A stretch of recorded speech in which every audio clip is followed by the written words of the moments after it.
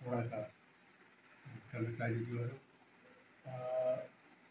र साथै यस कार्यक्रमका प्रशिक्षण तालिमका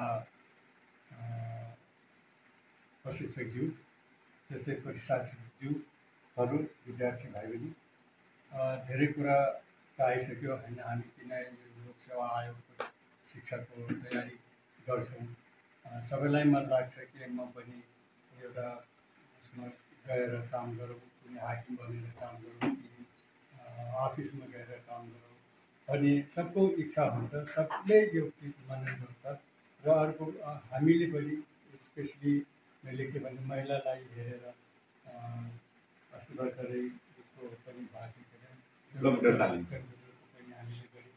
अहिले चाहिँ नि लोकसेवाको छ।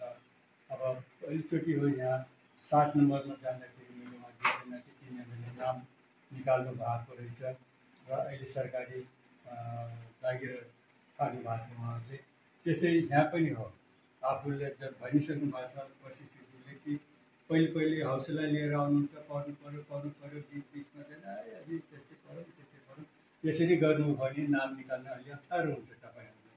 त्यसैले रेगुलर पढ्नुहोस्, रेगुलर क्लास आउनुहोस् र नजानेको चिज सोध्नुहोस् र तपाईँहरू पनि पेपरहरू निस्किन्छ, तमाम सूचनाहरू निस्किन्छ, त्यस पनि पढ्ने गर्नुहोस्। कहीँ लोकसेवा माग छ कि कहीँ यस्तो नीति लागेको छ कि त्यसमा तपाईँहरू पढ्नुहुन्छ कि पढ्नुहुन्न। यदि पढ्नुहुन्छ भने सम्पर्क गर्नुहोस् उहाँसित, कसरी पढौँ न, यस्तो छ भने उहाँले आइडिया दिनुहुन्छ।